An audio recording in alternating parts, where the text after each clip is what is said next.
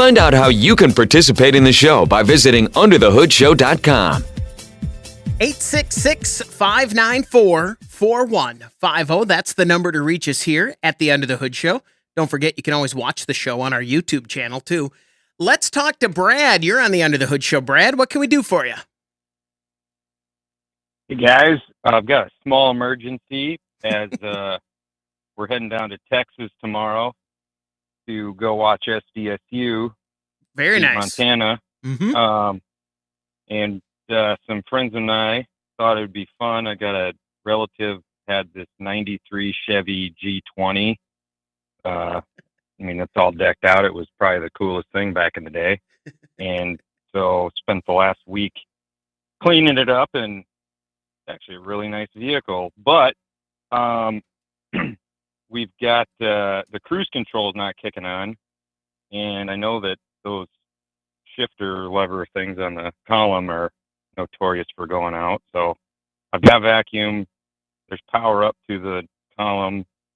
Trying to figure out without having to drive almost 2,000 miles without cruise control before tomorrow. Good luck. So you've got vacuum under the hood to the servo? Yep. All right. That's step one. This thing's easy to diagnose if you've got a voltmeter like Chris. Yeah. And if you've got... Yeah, that's what I did. Time and a wiring to diagram. to the switch. Okay. Do you have...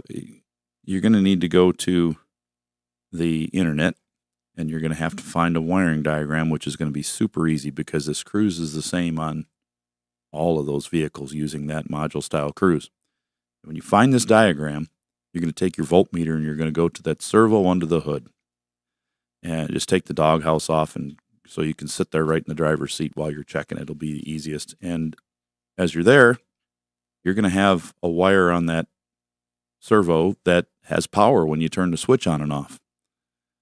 And you're going to have the set resume will have power coming to it. And so forth as you go through. You're going to find one that's not working. Or the very first thing I want you to do is have somebody stand behind the van and look at the high mount stoplight bulb that's up in the top of the door and step on the brake. If that bulb is burned out, which it probably is because it's a 93 G20 Chevy van. Well, that's a GMC van, isn't it? Well, it's a Chevy. It is a Chevy, not a GMC? Oh, either way, it's got a high mount stoplight in it. If that bulb doesn't work, your cruise won't work. Interesting. While you're at it, check all the other lights too. It's a 93 G20 van, Chevy. Yeah. Everything else is great. We got it wrapped in SDSU No way. football stuff. Well, there you go. I got to get you a picture. 'Cause Yeah, it's we got sweet. it. Okay, Kinda now like we got in it. my We got to ride. see it. We just thought it was an old crappy van, but it sounded nice. No, it's beautiful. This is great. Yeah. All right. Well, yeah. 30 years old. We're going 2,000 miles, and no one thinks we're going to make it down and back. I don't know why you wouldn't. My biggest fear on a vehicle that was older like that would be a radiator starting to leak. So get yourself a bottle of our partner's K-Seal, the big bottle for head gaskets. Bring that with you. This is good. Okay. Just in case. Hey, if the radiator is down a little bit where you got room, put it in now because it'll prevent future leaks as well as current leaks. But you're driving a long way. Put it in because the system somewhere has got a weak spot, whether it's a heater core or whatever. And it's plenty cool across the country until you get down there where it's going to be in the 60s. I was there last week. So do that. That's going to be a thing I'm going to worry about. The fuel pumps, I'm not really worried about it. If it feels like it's a little sluggish on acceleration, you might want to throw a fuel filter on it because they had problems with those. But I don't know if I'd touch it now unless it looks like it's going to come off easily because the lines might be really rusted. Transmission, make sure that thing is full. I wouldn't touch the fluid or anything in it. I'd just make sure it's full because it hasn't been driven a lot. You just don't know what's going on, but you'd be surprised. And when you get down there, I challenge you to look around and see how many 93 G20 vans there are And on the road, they're everywhere. Stuff really? like that is Okay. everywhere. There's going to be stuff you'll see some stuff from the 70s, and granted, most stuff is newer, but there are a lot of people driving around late 80s, early 90s cars, mainly fuel-injected stuff because the carburetors they get hard for Chris, if I said, here's a car, if it's fuel-injected, you could take care of it and drive it, and the shops will be willing to work on it. But the old carbureted ones, a lot of them don't mess with them. Sure, They're more of a classic. But something like this, you're going to be able to find on a lot to buy and haul people around in. It's still a popular. Brad, did you go down last year? Did not. I was wondering, I actually had the thought, I wonder how much cheaper it is this year because it's not NDSU in the title game. Because I know that their crowd was, so big and that the hotel rooms were expensive because they were all being sought. I wondered if there's a difference. You can go out just 10, 15 miles, which Sure. is a short drive on the George Bush Freeway there, Right. and you can get rooms cheaper. There's plenty of them. They've been adding. I was surprised how many new hotels there are down there. They're going up like those new apartments. They're going up just everywhere. Is there a Cowboys game on Sunday too? I wondered if that. There was last week. My daughter called the other day. I don't think they're at home this week. My daughter texted me the other day. We don't talk on the phone. She texted me and said, "What kind of mileage does your car get down to Texas?" Because they were looking at getting a carload of people down there. And then when they calculated fuel, even in my car, they were like, maybe we'll not go. Well, it's fuel is down. So as you travel across the country, you're not going to see a lot of you just made this trip. I did, and I thought I would see, as usual, I usually see some cheaper fuel as I hit other states, but it was $2.63 leaving South Dakota.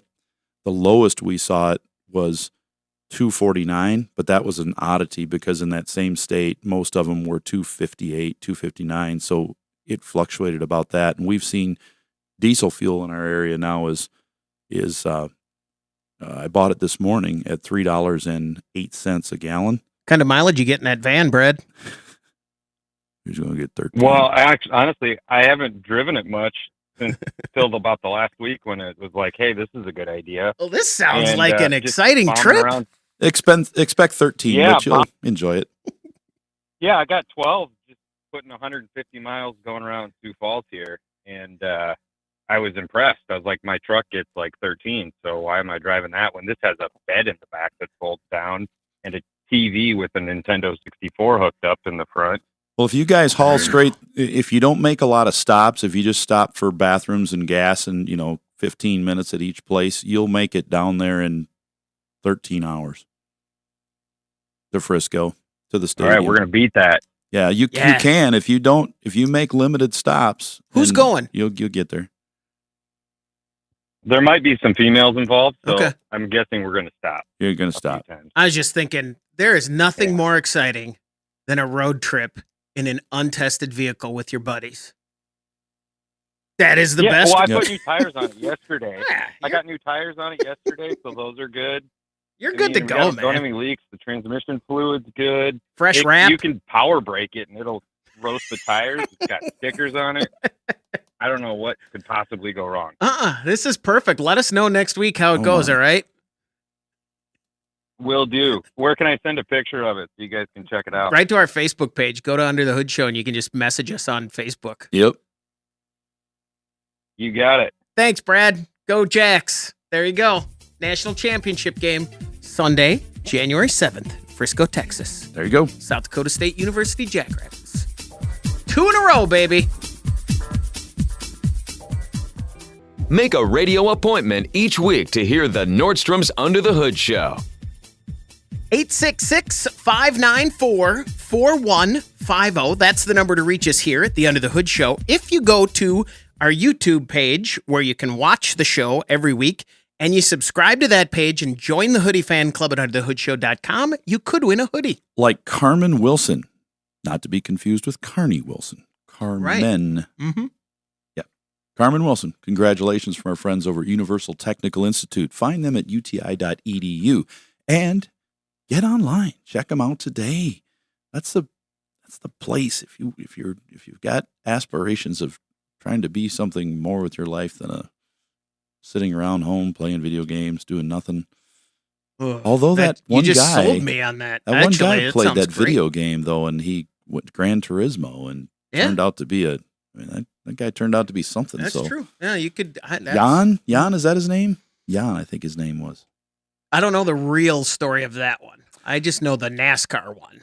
Yeah, the one with Gran Turismo. Actually, I just watched the movie. I've heard it's It was not as bad as you would think. It's a very good movie, and then it gives you the facts of the real person. What I heard, the review I heard was, I did not expect it to be any good, and the story is not super compelling in general, just because it's just a movie, but it's super fun to watch. You will not regret your hour and a half. No, it's super fun, entertaining. Yeah, like the Barbie movie. I watched the Barbie movie finally. It was fun. I didn't look too deep into it. I didn't get some deep message. I just thought it was a fine hour and a half to spend. I as opposed to Oppenheimer. I think I swore month. to never see the Barbie movie when I was talking to Shannon and said, "Why would you do something so dumb?" And then my wife and I it kept popping up. I was like, "Would you stop?" And then the trailers kept coming up, and I said, "Oh, all right, I'm gonna turn it off in 2 minutes." And I was like, "Well, wait a second, let's keep going." And it had things for adults and kids in there, but my favorite line from the whole show, I got to show that I saw. Quote Barbie? No, it wasn't Barbie. It was somebody else, and she says, "Don't look at me. Mattel makes the rules, not me." That was great. 866-594-4150. Let's go to Toronto, Canada, and talk to Mark. What can we do for you, Mark? Hey, good morning, guys, and Happy New Year. Thanks, you too. Just wanted to ask about my Volkswagen TDI. I really like the car. It's a Touareg, and I'm just wondering best suggestions to help a modern diesel engine run at its best for the longest period of time possible. I've been seeing mixed reviews online where it says, to drive aggressively ever so often, but I don't know for how long, and if it's helping one thing, if it may be damaging other things. And just wondering if that's a good idea or not. Highway trips, getting them out, driving them where the turbo has a chance to engage and the engine has a chance to get up to a good operating temperature, a higher operating temperature, and burn off some of the garbage that's floating around in there. That helps. Does driving aggressively work in the same way as driving it for an hour? No. Okay. And that's what we're talking about, right? I mean, if he can get it out get it out on the interstate, on the highway system, and travel a little bit with it. If you can get out, drive it for an hour, up and down hills really helps. Where you're putting a load on it, you're engaging that turbo on there. That helps. And how often on a consumer diesel passenger vehicle? Well, whenever you can. It's one of those where if it's driven 3 miles to work every day, that's going to be the hardest on it. But if you're out, like even for me, I'm on a highway 30 miles every day. That does the job for my diesel. It does what it needs. But in between, even with driving on the road like that and on shorter trip diesels, I use our partner's fuel injection or fuel system cleaning for the diesels, the diesel emission kit from Justice Brothers. Not sure if you have Justice Brothers available in Canada, but if you do not, they sell all over down here. It's a professional product installed at professional shops like ours, and it's meant to clean out the system, from the oil system to the fuel system, the intake, all of it. And it's very important when you get a diesel vehicle, especially one with an EGR system on it, the soot that builds up in those things and the diesel particulate filters and all that. It's very important to use a cleaner, and that's why we use the Justice Brothers kit to clean that out. And like I said, if you can't find that locally in your area in Canada, find something equivalent. You ask your mechanic that you would normally go to, what do you suggest for a emission system cleaning in a car like this? Because that's one thing that will help extend the life of the fuel injectors in it, the injection pump, all of it. It's just helps to keep the valves clean. That's the main thing. But these Touaregs, they do last. They're a pretty good engine. We have replaced in our shop. We've replaced over 10,000 engines, and that's a lot of engines. And as we do them, the Volkswagen diesels are lower on the list of account. It's per capita of engines available out there. They just don't fail nearly as often. They're a good, strong, well-built, German-engineered diesel engine. They work great, but you have to. They've invented the run 'em things. the I mean, right they thing, go all the way, right? Yeah. go back a number of years, and Rudolf Diesel was the inventor of the diesel engine. And I tell you what, they've done a very good job at building it. Does that help you out there, Mark? Yeah, it does. Just on a side note, again, on the same lines of additives, what are your thoughts on engine oil additives or flushes, and also drop-in fuel tank additives? Are they worth my money or time, or not? I definitely, on every tank of fuel in the United States, we have to use a fuel additive which provides a lubricant to the fuel, because our fuel is very low. I think it's under 13 parts per million sulfur, which is damaging to injection pumps and injectors. And we say, well, the government mandated it, must be safe, right? No, it's not.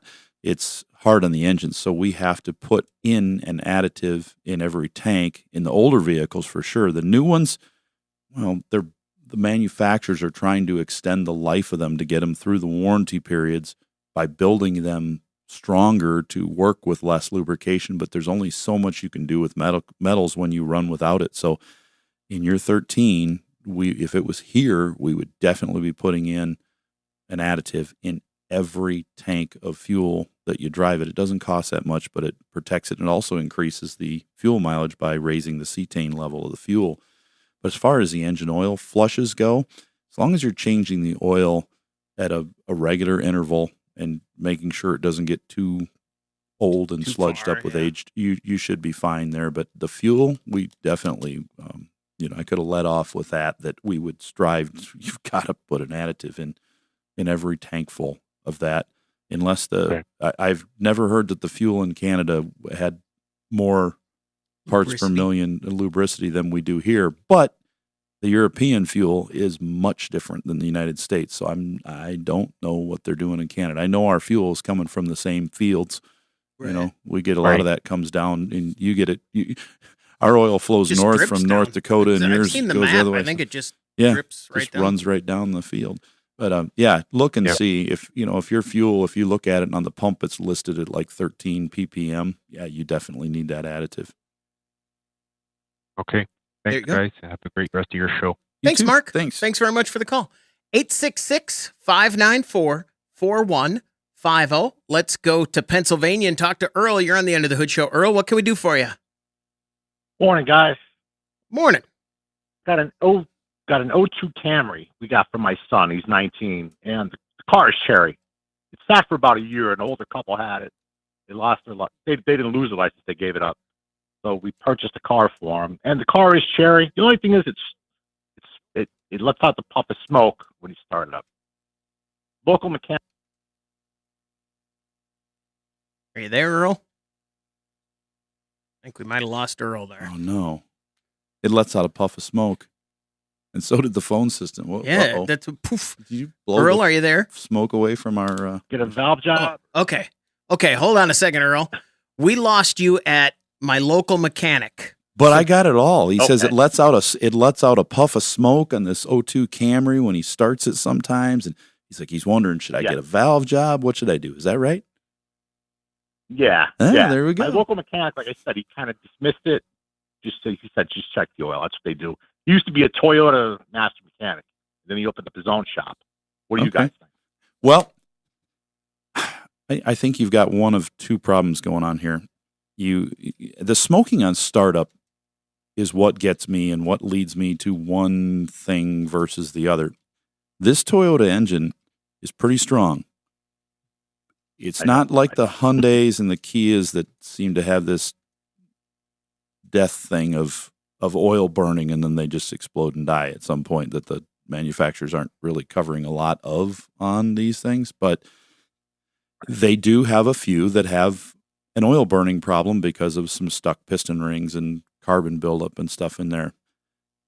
Not as many with cylinder head issues, but typically when you have a smoking issue like this, only on startup it comes from a valve guide issue where you've got a problem in the head.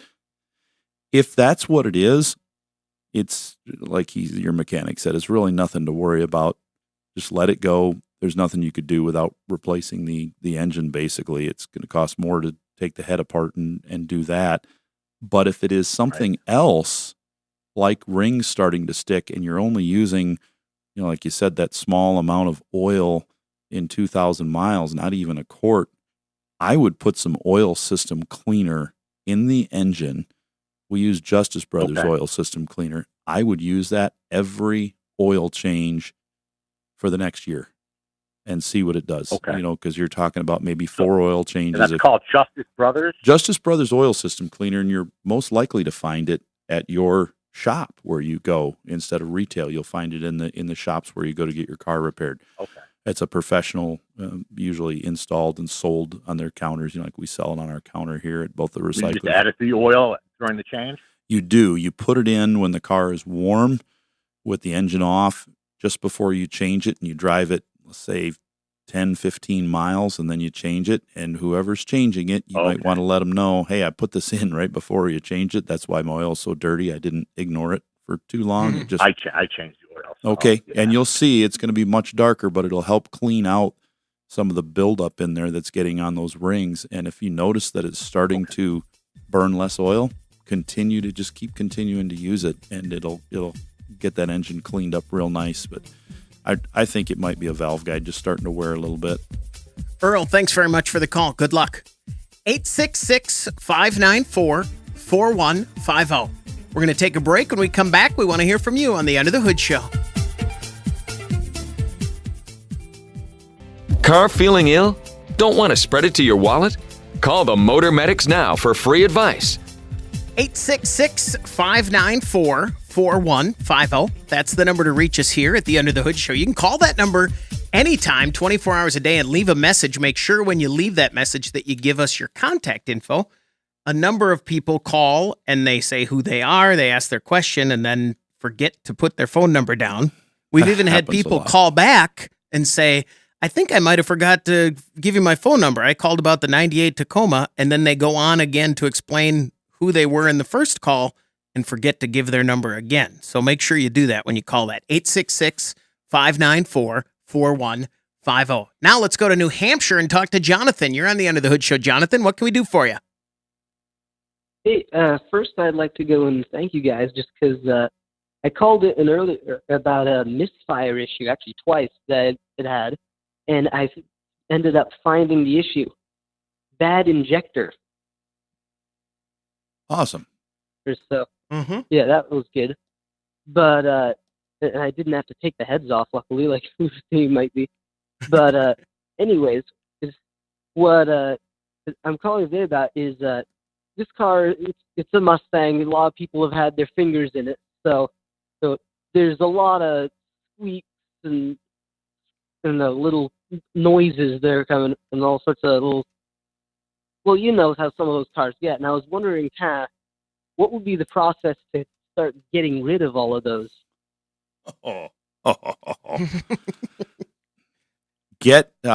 First thing you do is you find you save a little cash, and then you head on down to your local stereo shop, and you get some really big subwoofers and some mid-range, some tweeters, and nice head unit, and you just crank it up, and then all your noises will go away.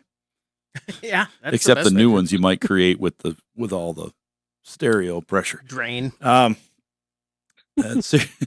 Yeah, seriously though, if you want to get rid of noises, so as a mechanic in a shop, I can hop in a car and drive it, and I can diagnose some of the noises just by driving. And most mechanics can. It's not just me, but you'll hear and say, that That's a wheel bearing noise. That roar, that's a wheel bearing. I go back and forth and it goes away, swerve left and right. And that's definitely a wheel bearing. Squeaks as you go up, as you turn the wheel. If you're turning the wheel back and forth in a parking lot slowly, just a little bit, and you hear kind of a creak or a squeak, that's either a ball joint or a tie rod end. A clunk as you're rolling across a parking lot slowly, but you hit little bumps or going in and out of a driveway slowly, you hear a clunk, clunk, clunk, clunk, clunk. That's a sway bar link that's loose. So the first step is a physical inspection. Just shake down the front end by grabbing a hold of the wheels, moving them back and forth with the car supported on jack stands. You want to support those control arms so it's in the same position it would be when it's on the ground with the weight holding up the tires, and then see if you can move it. If anything's loose, that needs to be replaced first, and then move the steering wheel all the way back and forth full travel and listen for creaks. And if you hear it, you're moving it slow enough up in the air that you could actually put your finger on the ball joint next to it as you're moving. Don't pinch your fingers in there, but move everything real slow and listen for and feel for the creaking and the popping, and you replace those things. That's how you do your suspension. As far as the rest of it goes, it's just a, kind of a shot in the dark, one thing at a time. Doors that rattle. The biggest thing that I've noticed is when I'm kind of going up and down on the, like, get a little bump or something, especially when I first start out and everything's all cold, it'll squeak as it kind of goes up and down. And it almost sounds like a plasticky, like plastic on plastic, like squeak or rubber or something like that. Mm-hmm. But I've looked underneath and everything looks all good. So I was just wondering, what might I look for? That might be specifically. Could be front struts. And that's something that you could check in a parking lot. When the car's cold, if you open up the doors and you have one person get on one side of the car on one door and one person on the other, and you just kind of rock the car back and forth slowly, you may be able to hear that creak. Mm-hmm. And if you do, open the hood and have somebody get under there and, you listen for it while they're doing that slowly. It's that way because you can't get a lot of leverage on the car by just pushing on it. So we open the doors and we don't push real hard, but just enough that we can slowly move it back and forth and listen for that creak. Because if we go too fast, the creak goes away. So we listen for that creak. But I do find that on an 04 Mustang, it is pretty common that the plastic boots on the struts and the O-rings in them and things, they'll just start to dry out and they'll creak a little bit. Mustangs have always had as they age, they'll get some creaks and rattles in the front that's body related and suspension and we do put a lot of, we've put a lot of ball joints in those cars and tie rod ends for squeaks as well. In 2024, is there an age of vehicle or a year of vehicle where the problems with rust kind of turn a corner? Or is it just age related and condition related? Do you know what I mean? It's age and condition because there are certain cars, Chris, that they have designed to a point where they've eliminated the rust problems that were plaguing them. And they came up with a whole new rust problem on a new car. They redesigned something and now it rusts. In our area, they finally figured out, let's use different metals, and you didn't see the mufflers. You notice you didn't see mufflers on the side of the road for a number of years. Now we're starting to see a few more exhaust parts on the side of the road, and we talk about brake lines rusting through because these new chemicals they've come up with for the road, while they came out with the new stuff and said, oh, great, it's not rusting the steel anymore. Well, now it's rusting the stainless steel and the aluminum it's corroding. It'll eat brick away. But it won't affect certain other panels in cars. So, no, there's not been one thing. There are some cars that have been pretty good about rust and other ones that are horrible. You look at a Toyota pickup, some of the older ones, those trucks are beautiful. And you think, I want to buy one? Look at the frame. Right. Never buy a Toyota truck without looking at the frame. In our where we are, but down south. Oh, yeah. My brother was buying one for his son. Mm-hmm. They bought it in Oklahoma City. Very little in the way of that, down there. And when they went to buy it, I said, look at the frame. They looked at it. They looked at two of them. They were rusted through. Okay. because the dirt would collect in the frame, Sure. mud, and then the water, and it would rust through without salt. Jonathan, thanks very much for the call. Good luck. 866-594-4150. Got a couple minutes left here. Let's talk to Joe. You're on the Under the Hood Show. Joe, what can we do for you? I picked up a 2021 Kia Seltos. It's got the backup camera. Sure. I just picked up a Vantrue camera, front and rear dash cam. I just wondered, is it possible to plug that in to where the rear backup camera shows? That's a good question. It depends, doesn't it? Yeah, it depends. So locally here in our area, I use my friends over at Audio Playground. I've been working with them for years, and you'll find the same thing in areas all across the country. Yeah. There are thousands of stereo shops that deal in dash cams and audio video integration. It used to be just go to a stereo shop for a big stereo, but now it's go in for entertainment and audio and visual and alarm security systems and remote starts and things like that. They are able to tie in a bunch of those things. Like on my Yukon, they're able to add extra cameras to the factory backup camera on my dash, a front cam, a back cam, side, overhead view. All those things can be added. So you just need to talk to them locally. Because on this Kia, I'm not familiar with. If it was a GMC truck, sure, I could tell you. Yeah. Or a Corvette, but I do not know on the Kia. But there are, especially the foreign-made cars, there are a lot of things that can be made to interface with cameras on those cars. Joe, thanks very much for the call. Good luck. 866-594-4150. That's the number to reach us here at the Under the Hood Show. Brad sent us pictures of the Blue Dragon that's heading down to Frisco, Texas this weekend. All right. When he was talking about it, I was just kind of nonplussed on it. I was just like, it's fine. It's a conversion. Yeah. It's pretty sweet. Yeah. It really is. It should be just fine. Yeah, it really, and those seats, they look comfy, and the game system looks like I want to play it. Brad, go get them. That sounds like a blast. Good luck. I hope y'all make it back okay.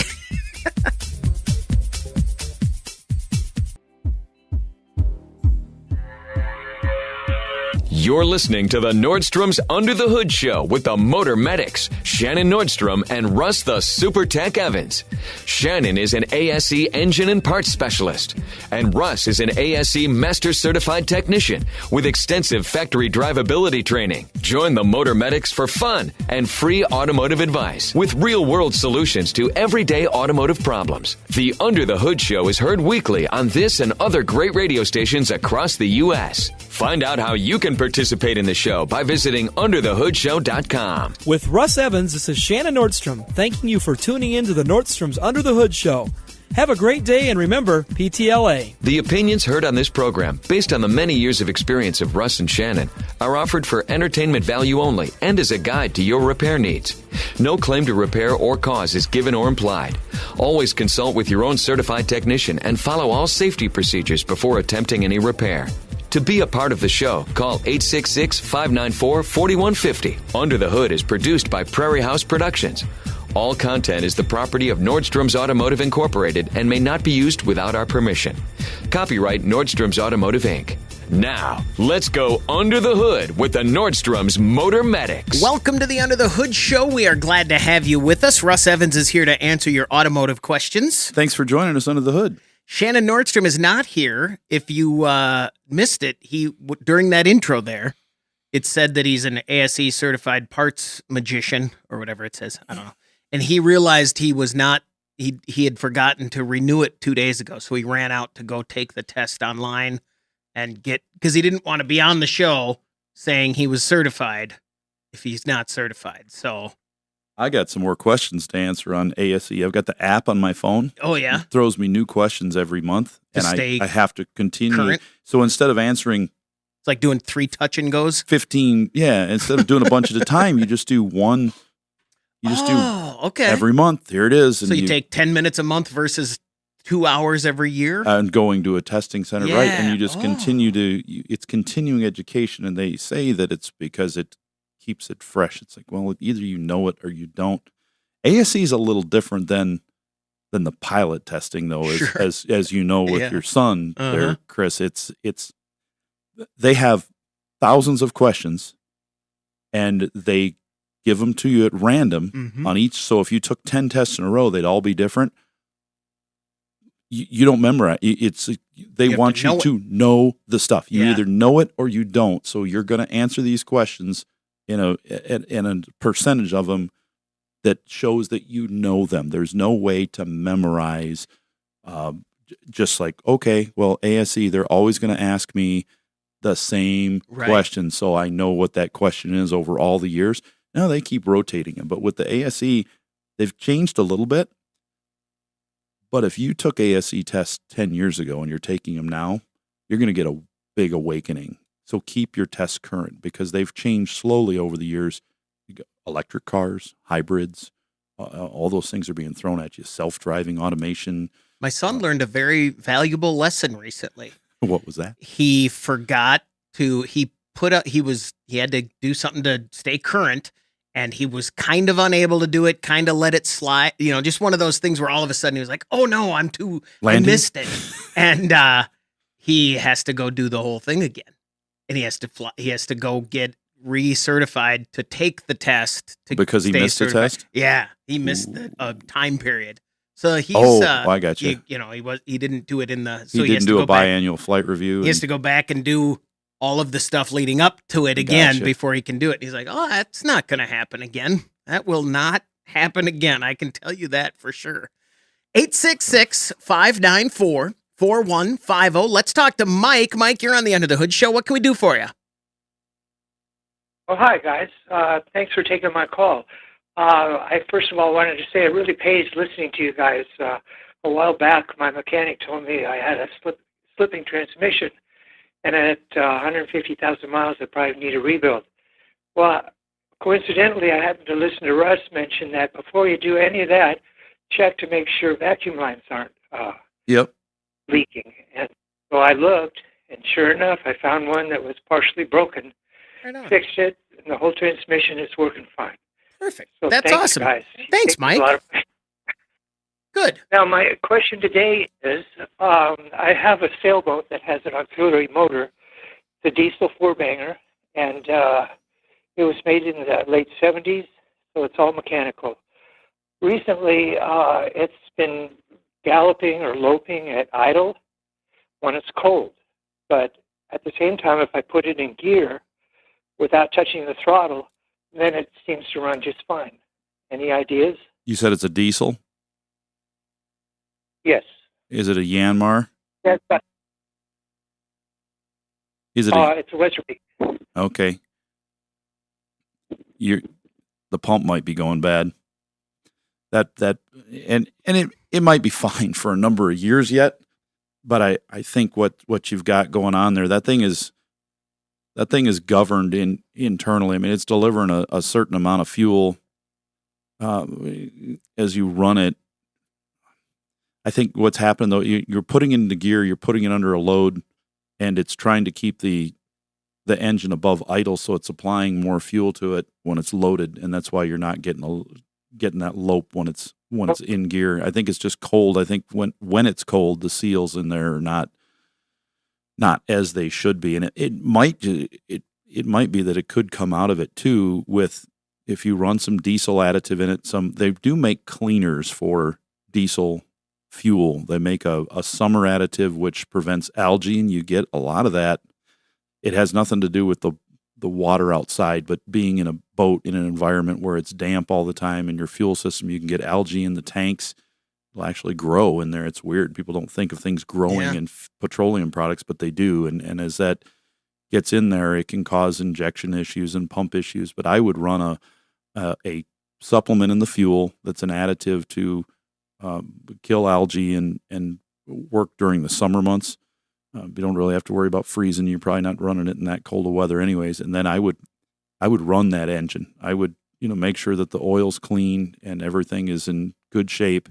And I would run it under diesel power for probably a couple hours with an additive in it. Just load it down as best as you can under a hard load. You're not moving very fast anyways. Run that thing hard and see if it'll help clean it out. And if you notice it does, I would continue to use it. In fact, any type of marine diesel engine I had like that, I would be keeping the additive in the tank at all times, just because of the possibility of it's not used as much, so the fuel gets older. And diesel engines, people they think of all the oil that's in the diesel fuel, so the pump would be okay, but it's really not. We had a truck at our place that we were turning into a tow truck, and then we turned it back just into a shop truck.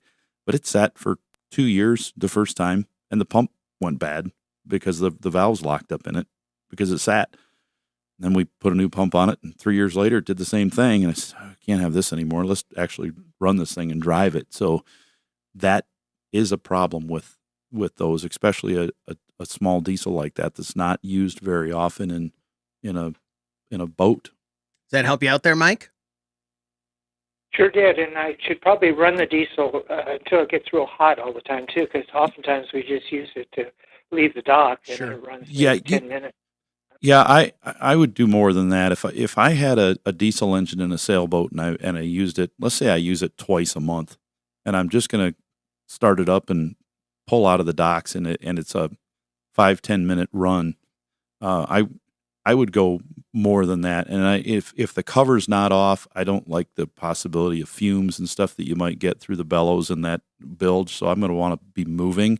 I would probably just fire it up, let it run 30 seconds, drop it in gear, and pull out. And then I would run that thing under full power until it's good and warm. And then when you're coming back in too, if it's getting towards the end of the day, drop your sails when you're, a couple miles out where you've got to run that thing under hard power to get where you're going and really get a load on it. That's really going to help. Mike, thanks very much for the call. Good luck. Speaking of which, I talked to my son when he was home for Christmas. He had a chance to go out on a sailboat, and a fairly good sized sailboat, and check it out. And I said, how was it? He said, man, there's a lot of yelling on a sailboat. Said there was lots of yelling. Some for sure necessary. Yeah. Some was just, relationship related. I said, yeah, it sounds like any boat. 866-594-4150. That's the number to reach us here at the Under the Hood Show. We're going to take a break. When we come back, we want to hear from you.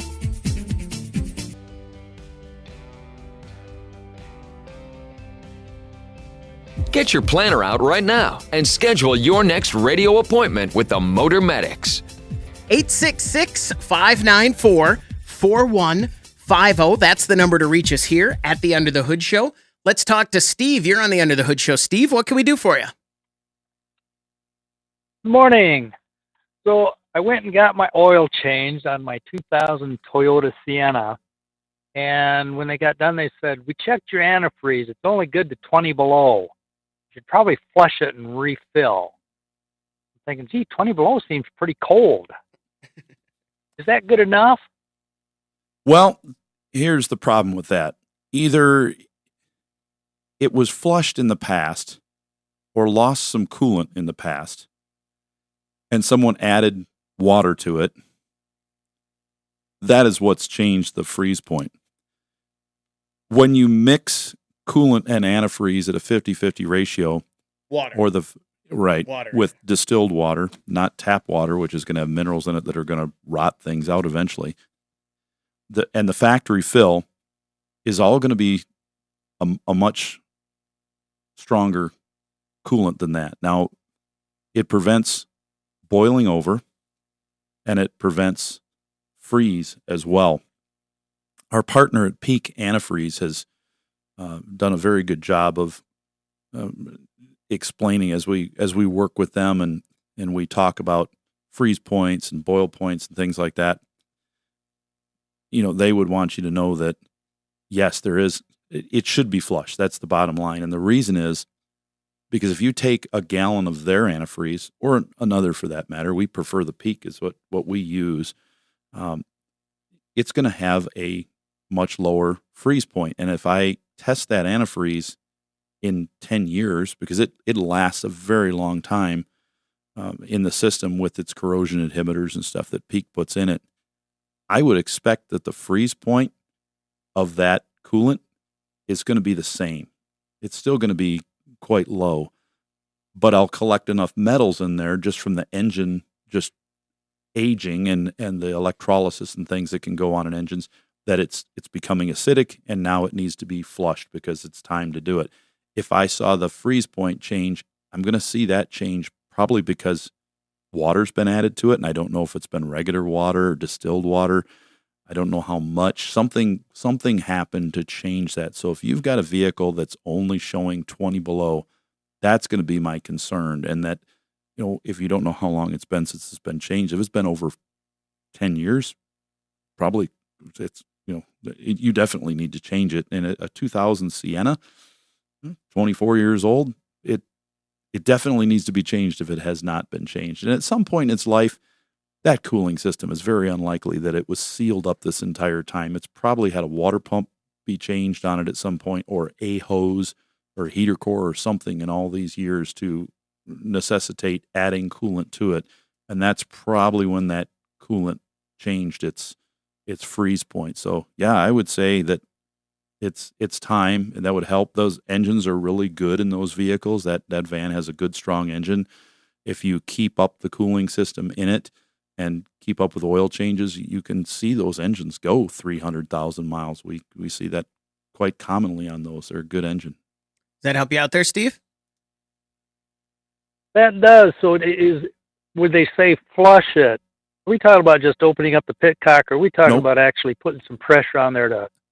Oh. The drain and fill is opening up the valve on the bottom. A flush is where we connect a machine to it, and we can either pressure flush it, or also the other way to do it is with the coolant, the outlet of it, that's drained down one hose into a bucket that's the waste antifreeze, and then fresh new coolant goes in the inlet side so we can watch it. And when it starts coming out, if we're using brand new Peak antifreeze that's color coded for each car, that's the way they make it, so it's specific.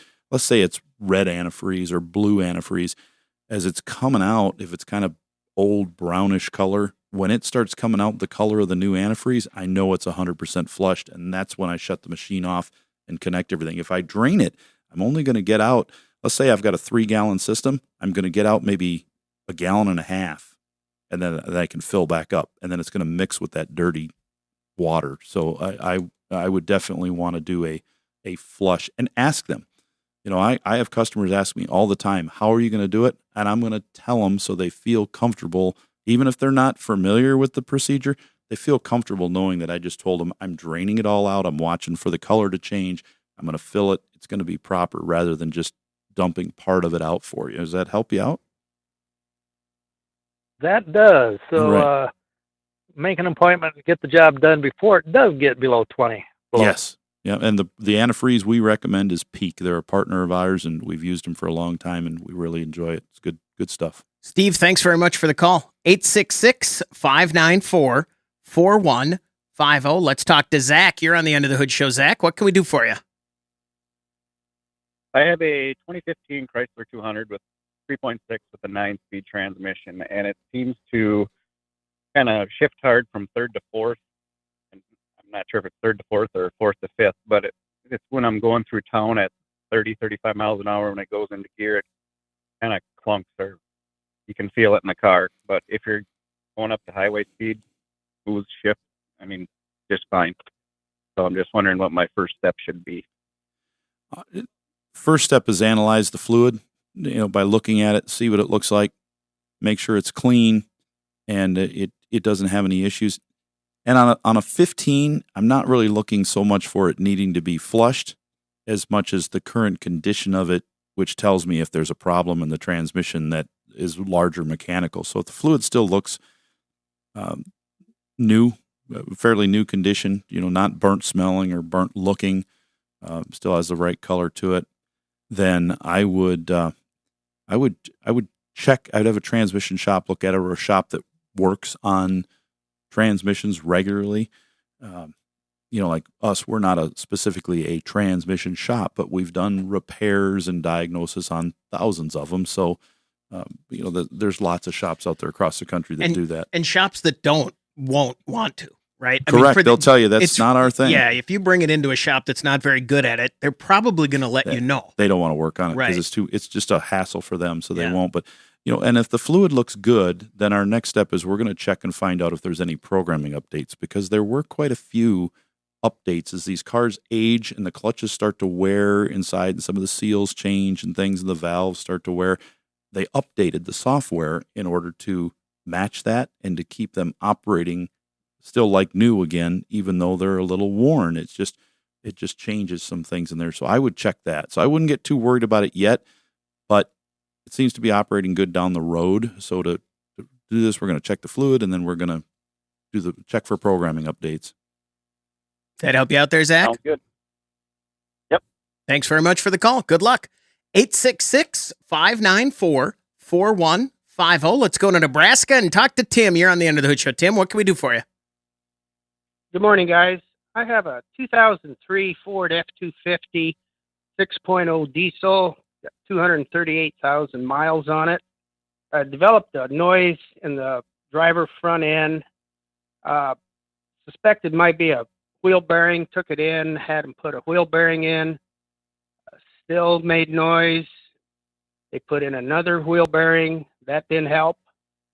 I moved the wheels from front to back, changed the oil in the front differential, didn't find any metal filings of any sort. Just wondering, what do I do next? Did you look at is it four-wheel drive? Correct. Did you look at the transfer case fluid? Does that look good? Yeah, that looks fine. What about the hubs on the four-wheel drive? Has anybody ever looked at those to see if they're dragging and not staying engaged? Because when they come disengaged, if they still drag a little bit, they will make all sorts of noises. Okay, nobody's checked that yet. I would definitely look at that. I've got one in the shop right now, and you can put it in four-wheel drive, it engages, and it goes. But when you take it out of four-wheel drive, it develops a noise because they're not 100% releasing. They're partially releasing, so they're dragging and they're making a noise. So you can drop it into, try this, drive down the road, put it in four-wheel drive and see if the noise changes. That's a indication that there's something going on with those hubs in the front, because some of those were auto, most of them are auto and lock. You could turn them to the auto position or turn them to the lock position. You might also try just turn them to the lock position and see if the noise changes on it. Okay, Russ, I did that yesterday, and there really was no difference in noise. Seems to be noisiest at about 50 mile an hour, then it kind of quiets down a little bit. And whether you drive it on hard surface or gravel road, it still makes that noise. Okay. Did I just have both hard surface and gravel? Are the tires cupped at all? Did you notice that? You run your hand around them. Are they perfectly smooth all the way around, or do they have like a feathered edge on them on the lugs? They seem to be fine. They're fairly new, and like I say, it developed this noise, after the tires, sometime after the tires were put on. So.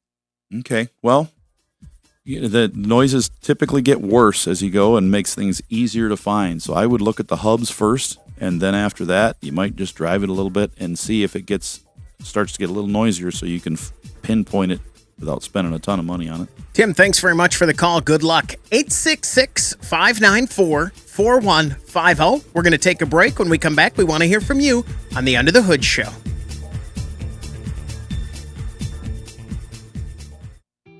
Get your planner out right now and schedule your next radio appointment with the Motor Medics. 866-594-4150. That's the number to reach us here at the Under the Hood Show. If you subscribe to our YouTube channel and join the Hoodie Fan Club at underthehoodshow.com, you could win a hoodie. Like Phil James, congratulations from all of us here under the hood and our friends over at Universal Technical Institute, uti.edu. Let's talk to Glenn. You are on the Under the Hood Show. Glenn, what can we do for you? I got a 93 Chevy pickup, half-ton pickup, plow truck, and runs down the road just great. But and it'll sit there and idle when you start it, but when you first want to go, it just wants to die. Like, I don't know. If I get it moving, it runs great. What about when it's warmed up? Well, yeah, it gets worse as far as it won't stay idling, stop at a stop sign, it don't want to take off. When it's warmed up, it's worse. With the choke or whatever, the automatic choke, then it runs, better. Well, with those throttle body fuel injected engines on these, early, right? I mean, that's kind of an early. It's one of the earlier. They ran this throttle body from 1988 on up to 95 when they switched over to the Vortex style engine with a different injection on it. So it's a really popular throttle body system. In fact, they started using that throttle body on the Eldorado in 1976. So it's not a, it's a time tested part. It's not a new thing on those, but they are very, very important to have good fuel pressure to them, and good fuel pressure is 9 to 14 pounds. It's not like the 60 or so that a lot of the new ones take. So if you've got a clean fuel filter and you've got a good fuel pump, you're usually fine. The EGR valve on those had a habit of getting carbon buildup under the valve on the pintle and letting exhaust flow through. And when it did, it would run horribly. So you want to make sure that EGR valve is not hanging open, and it'll get worse as it warms up. And we can use one of those little laser heat gun probes to point at it and see if the valve is opening. And you could look at the manifold temp. What's that? I think he was talking to someone else there. Oh, okay. So, make sure the EGR valve is not leaking through. You might have to take it off to find out if you don't have a heat gun, and find out if it's leaking, or just disconnect the vacuum line from it also, because if that solenoid is stuck or the valve stuck, it's going to run horrible. Also, the distributors on those are a real bad problem as they become older and the magnets become weaker. They can't generate the dwell they need, and they don't charge the coil, and they run horribly. So those are the three main things on those. But that EGR, just dying at stop signs and things. Oh yeah, I'm going to be looking at that. And on a 93 with loads like that, used as a plow truck and stuff, I might just buy an EGR valve for it and put one on it, the valve and the solenoid, because we replace so many of those as a tune-up item over the years. I could expect to do it a couple times over a lifetime of a truck, and it may never have been done. So you might just throw one, as long as the engine's mechanically sound, compression and leak down and all that, you might want to throw a valve on that. I'd do a valve and a distributor too. Those are both important things on those. Glenn, thanks very much for the call. Good luck. 866-594-4150. Let's talk to Keegan in Maine. You're on the Under the Hood Show. Keegan, what can we do for you? Hey guys, working on my family van. I have a 2014 Ford E350 Econoline with the 5.4 valve. I just did timing chains on it. Took me about 2 days. I have a question because I'm right now priming the system. I placed the oil pump while I was in there with the milling. I'm priming the oil system so I have the crankshaft sensor removed so it won't fire. And I'm hearing a tapping noise on the rear, towards the rear passenger side under the valve cover. I'm wondering, is there a way, aside from me taking that valve cover back off, for me to diagnose that noise? It sounds like only one of the valves is making like a clacking noise as it's cycling through the motor as I'm just priming the pump. So my question was, is there a distinct noise for a certain part of that, or do I need to pull it back off and look at it? You better pull the valve cover off and make sure all the followers are still under the cams. We've had a couple of them fall out for different reasons, but I can't see anything at all that would, if this motor ran perfectly before you took it apart to do timing chains, there's really nothing in there that could cause that to happen, because you're doing all the work up in the front. But you could definitely, you definitely could have had it just might have been a fluke, but we've had that happen before when we're working on engines where we get a follower that's come out. And then you want to look at it, inspect it closely, and if it's worn, you want to replace it, but it may have come out. take a look at that. But I can't, without hearing it, I'm not sure what that noise could be back there. It could also be some air leaking past a valve, which would, if you just did timing on it, kind of concerns me a little bit. You could do a compression check on it, but Right. No, I mean, it definitely has like a metallic tap noise to it, like it's tapping the. I mean, they're plastic valve covers, but it sounds like it's tapping the underside of the valve cover. if it's tapping, pull the valve cover and put your eyes on it and see what it looks like. And it's best to do it now while it's still half apart in a van. That's a lot of work. Right. Well, it's fully reassembled, but I haven't actually ran it yet. I'm just like with the motor. So that's why I was asking. I don't want to have to tear it back apart, but okay. Yeah, that's what I got to do. Okay. Good luck. Thanks very much for the call, Keegan. 866-594-4150. Let's go to Florida and talk to Kevin. You're on the Under the Hood show. Kevin, what can we do for you? Good morning, fellas. I have a 2019 Toyota Camry, about 56,000 miles on it. And I've had it 3 months. About a month ago, I was accelerating. And during that week, whenever I'd accelerate, happened twice, the car would like jerk and then figure itself out. Before I take it to a shop, I guess, just kind of wanted to get your opinion on what I might be getting into.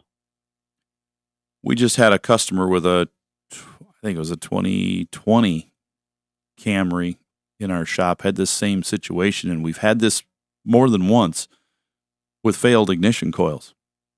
The ignition coils on those are just not real strong in this model, the style on this engine. And what happens is they start to break down and leak through the side of the coil, and you get an arc in there, and then it misfires. It jerks because it's firing out the side instead of where it's supposed to fire, and it will cause other coil to fire at the same time.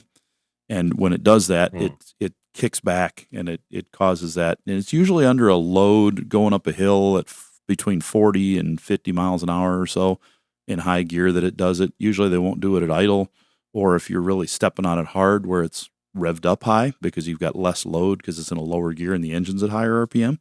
So I would look at that closely. And how many miles are on the 19? 56,000. 56? Yeah, you could definitely. We this other one we had, I think, was 40-some thousand miles on it. It was out of warranty, but it was 40. So you might want to take a look at that. Look at the spark plug condition. They're probably still pretty good, but if there's a wear on the gap, their spark plugs today are not gappable. You want to put a spark plug in there. That car. I say you sell it. It's going to be worth just $60 grand online. Yeah. 50,000 miles on a year ago, 2019 Gan. Yeah. Check the plugs. If the plugs are worn at all, put a new set of NGK spark plugs in it. Those will be good on that one. I think they might even be original equipment on that vehicle. And then those coils, we put coil boots on these things all the time, but the coils on those have been known for issues. You could scan it and see, which cylinder is misfiring and do one at a time. But a lot of these we do just a full set of them on there. That's a very strong possibility of what's going on. Could be something else too, but that's one of the things we see a lot. Okay, thank you so much. You bet. Thanks very much for the call, Kevin. 866-594-4150. Let's go to Wisconsin and talk to Steve. You're on the End of the Hood show. Steve, what can we do for you? Hi, guys. Thanks for taking my call. I've got a 2016 F-150 with the 2.7 EcoBoost in it. I bought the truck new. I've got 250,000 miles on it now. And I've noticed I change the oil every 5,000 miles. And I've noticed the last year it's starting to use a little oil. I probably put a quart and a half in between oil changes now. And I'm wondering, is that reason for concern or not? It's starting to be, because most of the EcoBoost engines we see in our own shop that are running well are using zero oil, none at all. Even while towing, they're in good shape and they almost use none. I would inspect the turbos real close, pull the ductwork off on the outlet side of the turbo and see if you've got oil coming out of the turbo and being burned back in the engine. That is probably better than internally the engine failing, piston rings and things like that, and pistons wearing, because a turbo is replaceable on the outside without rebuilding the whole thing. And turbos on these definitely wear and go out We've put a number of them on over the years. If you let it go too long, that oil burning will start clogging catalytic converters, and that'll cause increased cylinder temps and wear the engine out. So as long as the engine's in good shape, inspect those really close, and if there's any oil leakage, you'll want to replace the turbos. One thing I did notice about a year ago, I was getting a check engine light, and it was a misfire code on number 4. So I replaced the coil and the spark plug, and I noticed the spark plug on number 4 was just all coated with carbon and just burned. I mean, everything was burned off of it on it. Mm-hmm. It was just on number 4, though. But once I replaced that, everything has been working fine. Is that a sign of something too? It definitely. So look at the turbos, see if there's oil coming out of them. If you don't see anything coming out, pull out that spark plug again and another one next to it. And if you've got that carbon on that one plug again, it's probably got one cylinder that's got rings or a problem with it, a major internal thing, and it's causing that to go. So it's really not a fix to that. It's just drive it till it gets so bad you've got to replace the engine at that point. But hopefully that one will be good, and it's just you've got some turbos leaking a little bit. Steve, thanks very much for the call. Good luck. 866-594-4150. We're going to take a break. When we come back, we want to hear from you on the Under the Hood Show.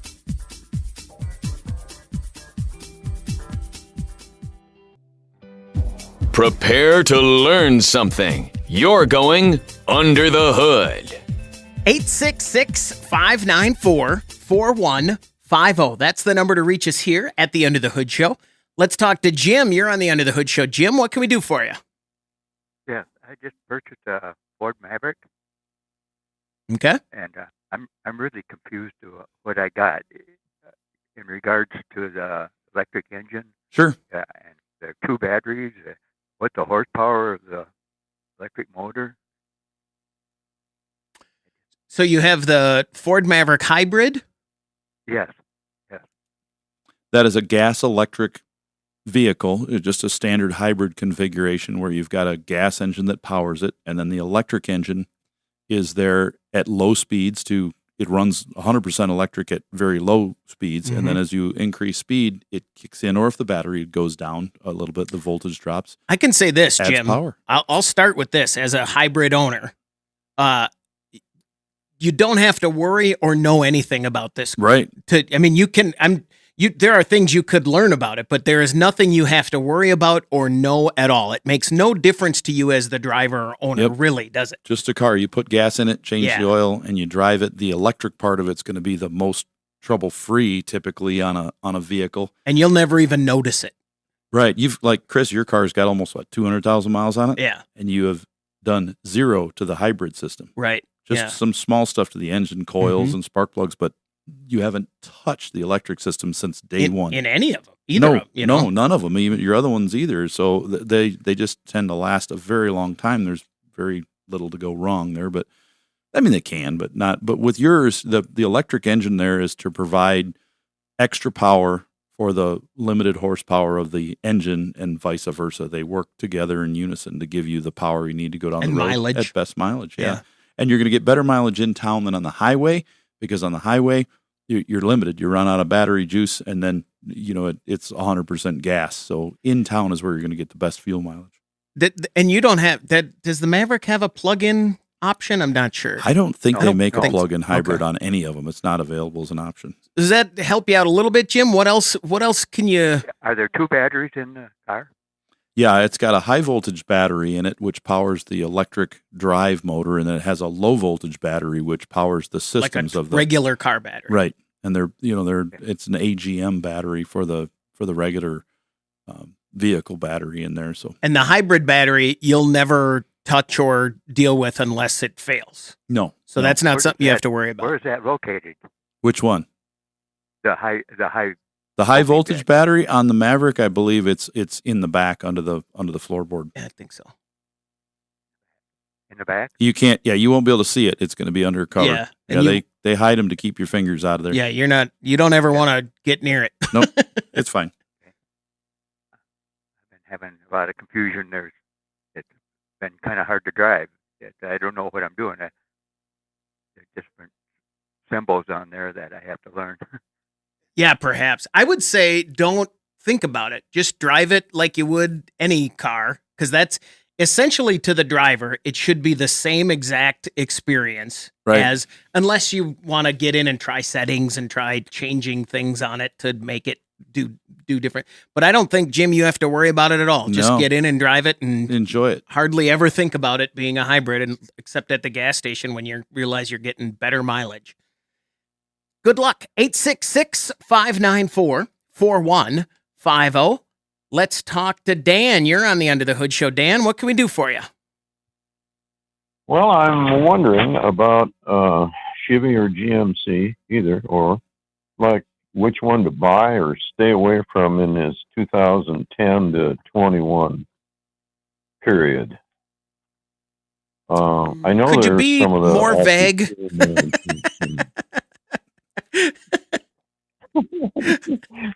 Like a Suburban, for instance. Okay. Yeah. The 2010s, are they a problem yet with that fuel management? They've had, so if we take all those vehicles and what we have to repair, the 21s are still pretty new. A few of those had some valve train problems that were addressed by the manufacturer, mostly under warranty.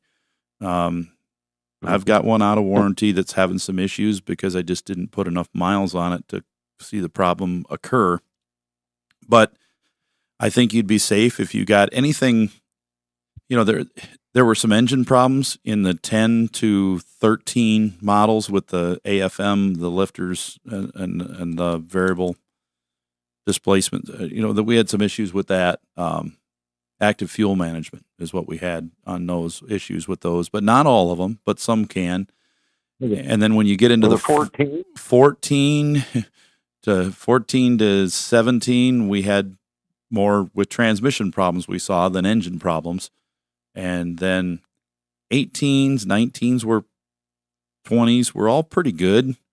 And then the 21, you could have that lifter issue unless it was addressed earlier. But if you're picking one up with 60, 70,000 miles or so on it, any of those years, 14 and up, seem to be pretty good. You know, if I was going to buy one, I'd probably buy a 14 or newer with over 60,000 on it. If I was, you know, or less. I mean, you can get, but I know if I just got that far, it's probably going to go without having those issues typically. But we see, yeah, anything can happen to any car. By the look at our parking lot, you'll see all the different models and years. And some people come in and say, well, I've got a Toyota because they never fail. It's like, have you looked at our parking lot?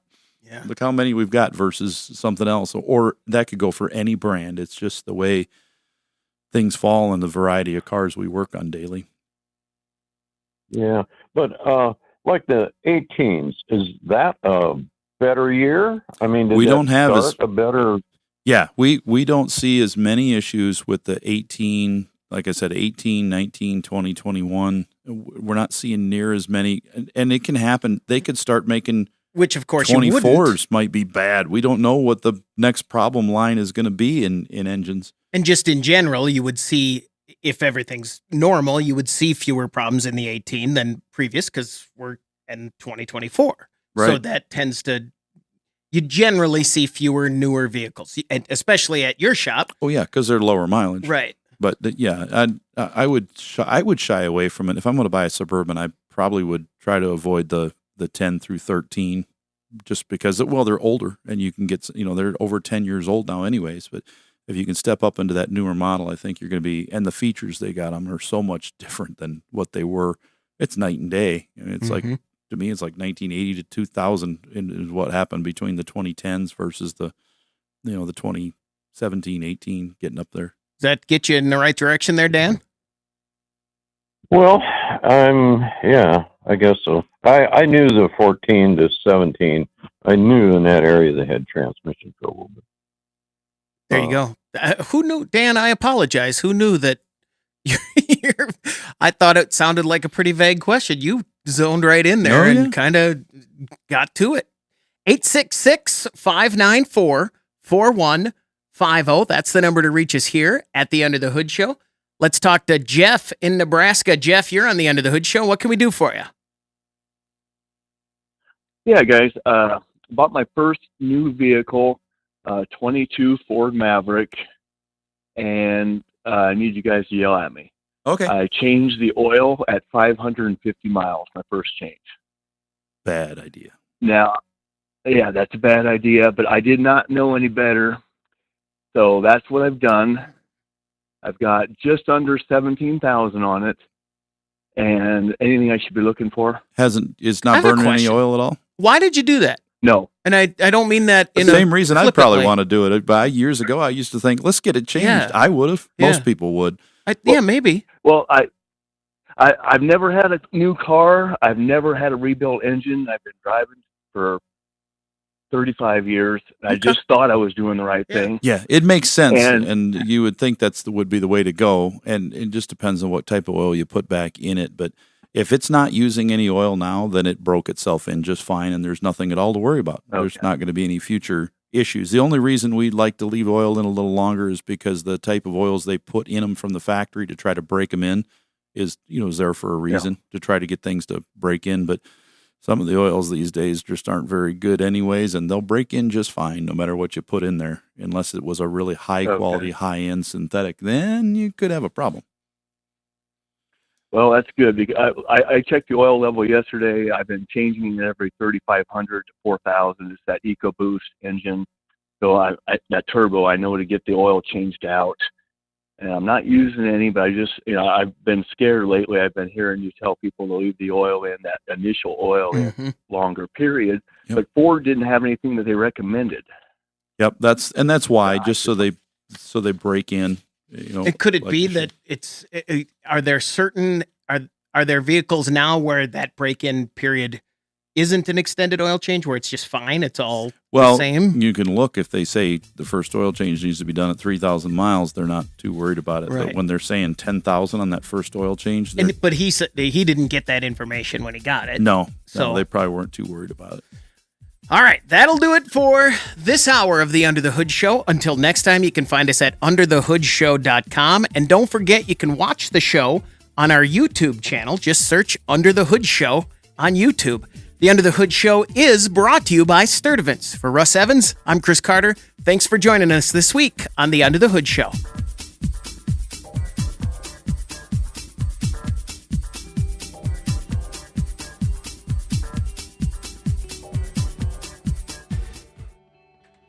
All right, this is the after show. We do have, he's still there. Okay, good. We have Cody on. Let's talk to Cody. Cody, you're on the Under the Hood Show. What can we do for you? All right.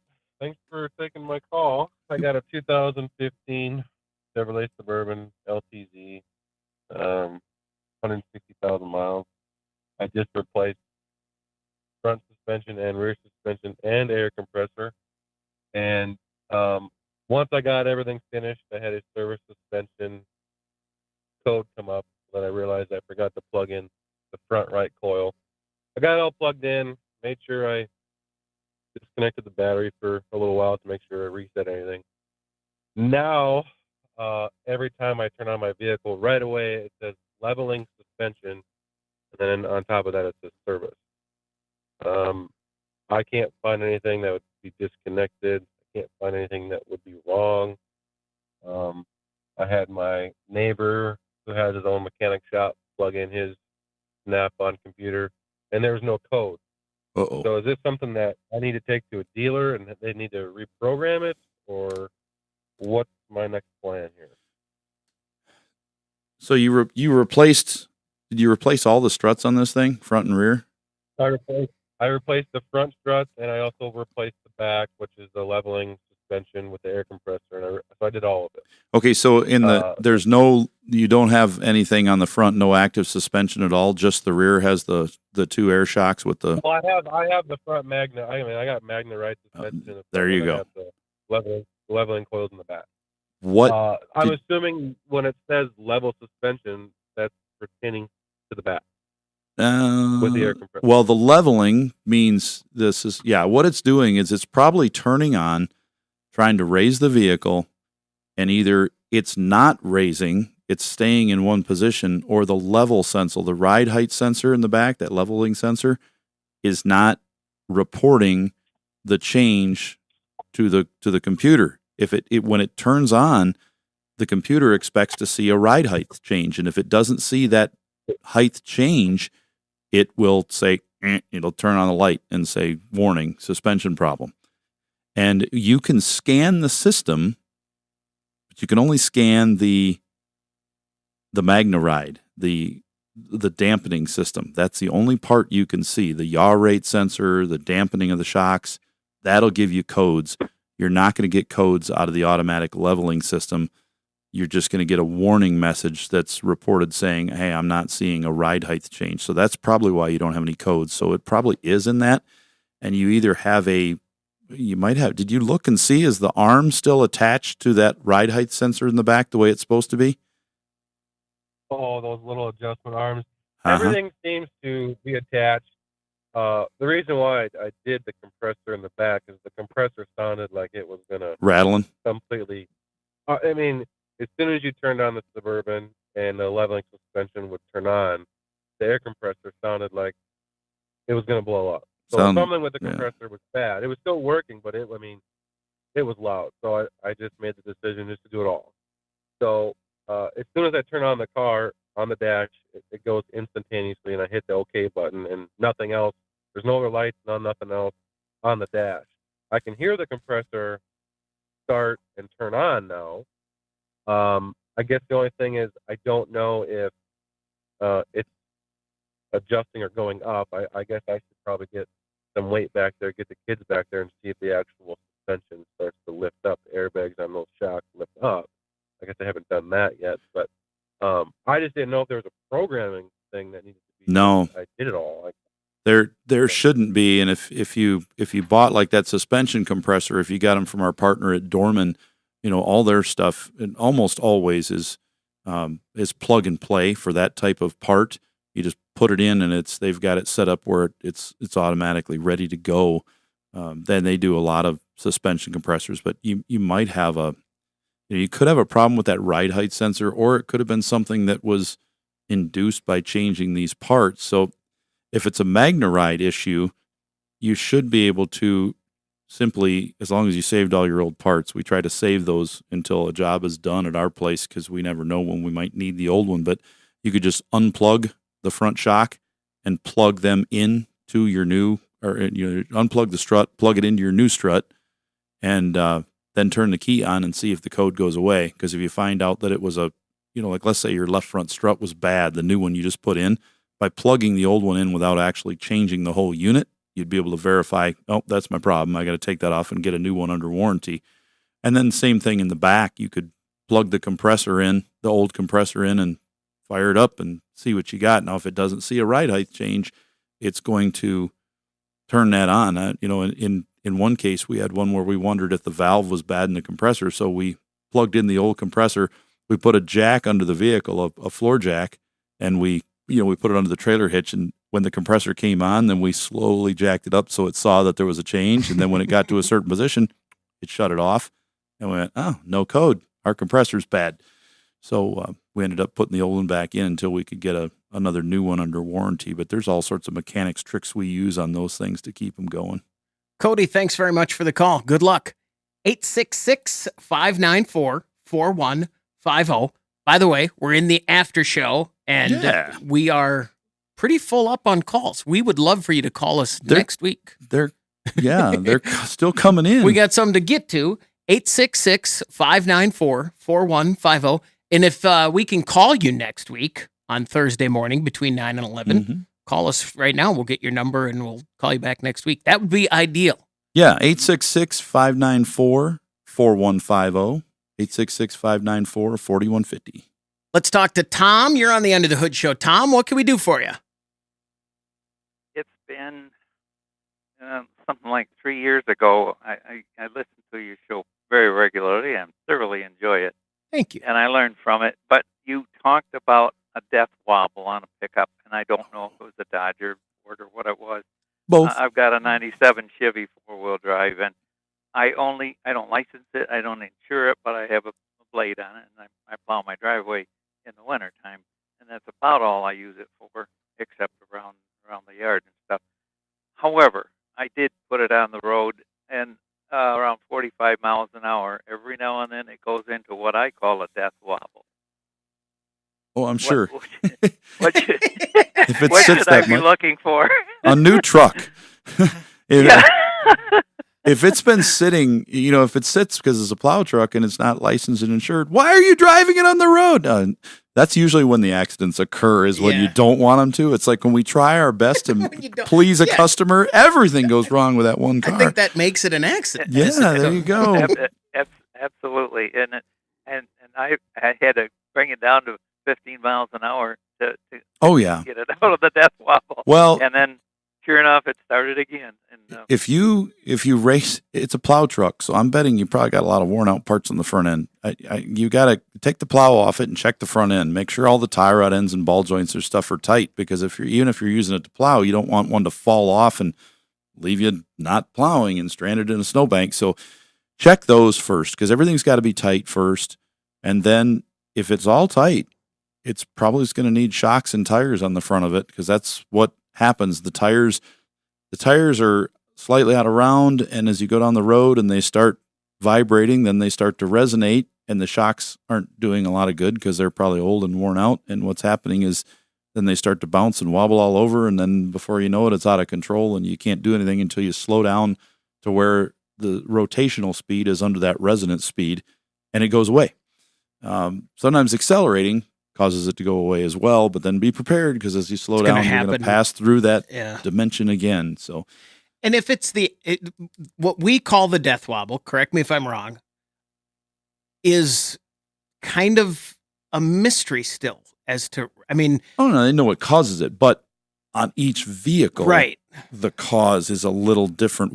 They want to get rid of what causes that frequency, and where it first came from was motorcycles, because if you had a motorcycle with a tire that was way out of balance or out of round or something, or forks that were bent, they would start to shake, and they would shake so violently they'd just throw the rider right over the handlebars, and then they'd be dead. So death wobble. With a truck, your biggest problem is going to be objects and other vehicles on the road, because when this happens, most of the time it's very difficult, if not impossible, to steer until you slow down to a certain point. Mhm. And imagine yourself going down the road and you're trying to get this thing under control, and you're slowly drifting over into the oncoming lane because you can't control it.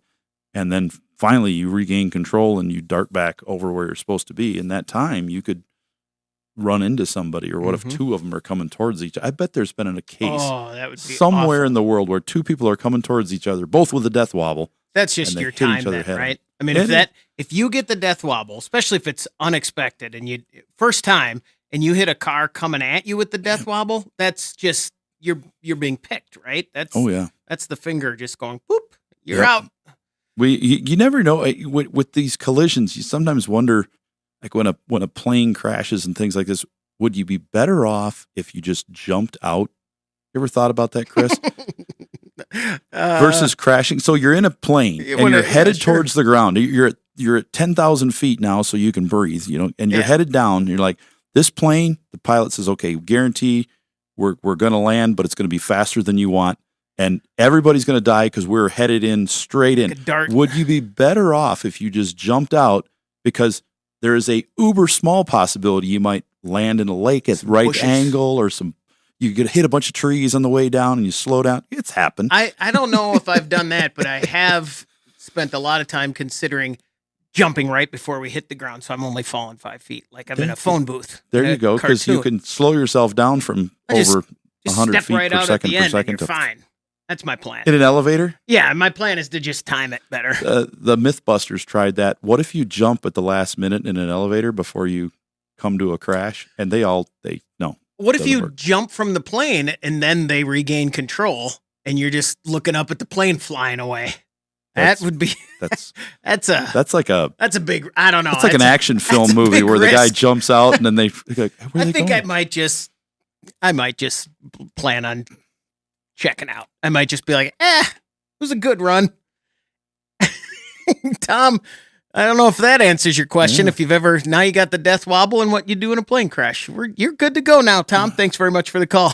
It's the after show. Weird stuff happens. You saw the two planes back on YouTube maybe 10 years ago that with the people parachuting. They both of them were full of, and they hit each other. Yeah. I mean, they were looking like opposite directions that people started to jump out, and they literally just smacked into each other. There were screams, and that is best case scenario if two planes are going to crash. And I tell right? you what, that was awesome because nobody died in that. Yeah. But everybody bailed out. If you're going to have two planes collide, the pilots were like, "I don't have a parachute. What do I do?" And they both landed. That was amazing. There was like no windshield left on the one. The prop tore into the other one. I was like, how did they do it? But they wonder if they wear parachutes now. Bring an extra. Wouldn't you? I'd bring an extra. Yeah. Because they're like, okay, everybody's jumping. Where's mine? If nothing else, you could just George, wrap your arms around the straps and then pull the thing. Even if you weren't wearing it, would you give it a go?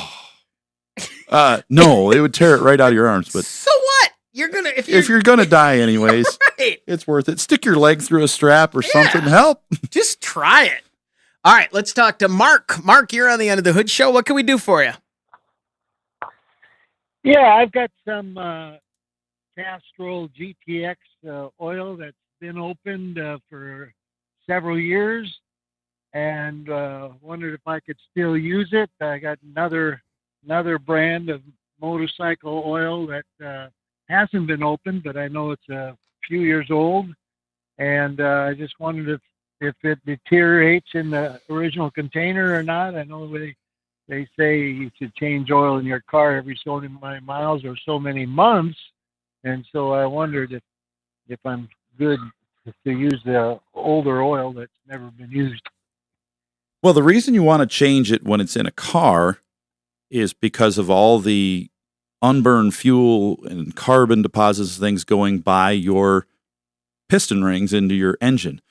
And if you think about it, transmission fluid might be 100,000 mile change on it, 50 to 100,000 miles. It just depends on towing and things like that. But oil is always less. Let's say 3 months, 3,000. And the reason for that is because of what you're putting in it, not the age of the oil. Rear differential in a car, 100,000 miles is typical on a lot of stuff. Sometimes 150, just depending on the vehicle. But again, you're subject to a lot of road salt and air and moisture, rain, the lake, whatever you're going, pulling a boat in and out. All sorts of things can happen. So there's a couple parts to that question. If the oil is on the shelf in a sealed container, it should be available to use for a very long time. Sealed after you used it once or sealed? Well, always sealed. If it's opened once, it's not like glue. It's not going to dry out and go bad. Right. You want to put it in a tightly sealed container, and then you should be fine. The only thing you got to worry about on the shelf is typically moisture that would get into it. Brake fluid, if it's been on a shelf open for a few days, I throw it out. It's dispose of it properly because it's hydroscopic. It's going to suck up moisture, and it's going to have water in it, and that's going to contaminate your system and rust the metal lines and wear things out in there. It's bad. But oil, I've had plenty of oil that's been old and like 20 years old, and it'd be fine to use. What you got to worry about though is they change oil grades over the years.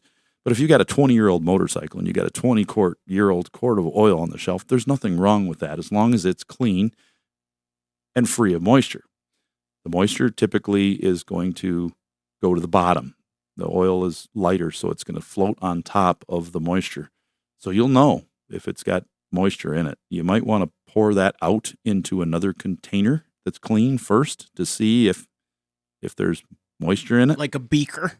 Something. Yeah, I'm picturing a beaker. A beaker. Yeah. That's the next thing you need to buy, Chris, is a test tube and a beaker. Yes, agreed.